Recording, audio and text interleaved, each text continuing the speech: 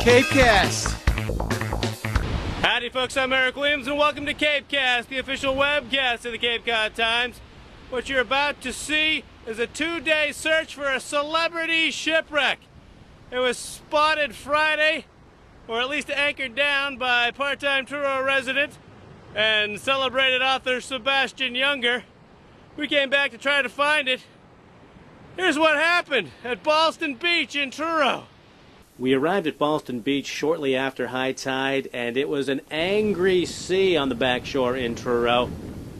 Looking out, it felt like February. The entrance to the beach had been eroded away. You had to slide down the cliff to get out onto the beach. Supposedly, the wreck had been seen an eighth of a mile down the beach, and we headed in that direction. Even well after high tide, the water was still lapping up against the cliffs, and you had to be careful as you made your way down the beach. On the beach, we encountered Gordon Peabody, one of the guys who saw the wreck, anchored it down, and photographed it last Friday. So, Gordon, tell us how you encountered this shipwreck. My friend Sebastian Junger gave me a call last Friday. He said, hey, there's a section of shipwreck up on the beach at Ballston where I go swimming. Do you want to come down and look at it with me? So we went down and looked at it. We brought an anchor with us. We secured it. It was about 40 feet long, about 20 feet wide. It appeared to be the side of an old ship.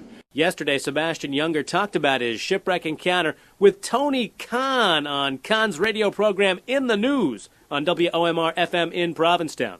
The first thing I noticed was that the hull it was pegged, but the planks were pegged to the ribs, but also they were tacked down with these big bronze nails, several inches long and maybe 3/4 of an inch wide at the head, and a square head. I'd never seen that before, and it gleamed sort of like gold, but it was bronze, obviously. And also in cross section, the hull wasn't a typical sort of rounded schooner hull. It had this sort of recurve on it, so from the gunnel it went in, and then it bulged out around the waterline, and it came into the keel again. And it just reminded me of those drawings I've seen of those old Spanish galleons. So you come down the beach with Sebastian, you see this thing, what are you thinking? My first thought is that it's been a long time since I've seen something that I didn't know what it was on the beach, because I studied marine ecology, and I have done a tiny bit of study on shipwrecks. And I realized I was looking at something that I had never seen before in my life, that I didn't understand. I didn't know what it was.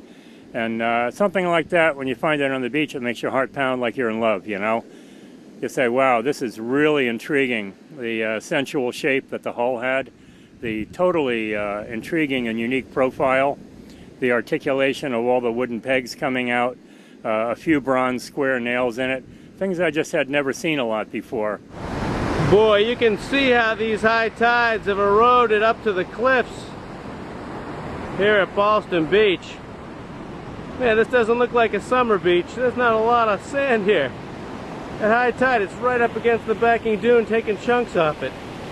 At least it has been. So that shipwreck could be just buried or gone, or who knows.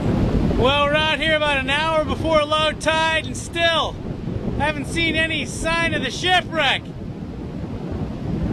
A few people are coming out and congregating, looking around, but no bones yet.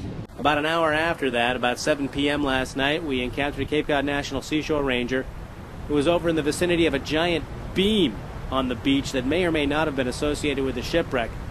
Take a look yourself and see what you think. Although, notice these little initials here carved in. Is that an old-fashioned S? I don't know what's going on at this point. I was losing it, and see what happened next.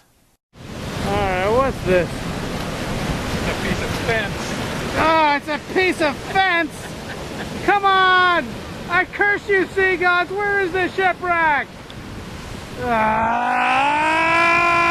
Okay, let's hit the Wayback Machine to January 2008. Here is the shipwreck at Newcomb Hollow that caused the hullabaloo way back then.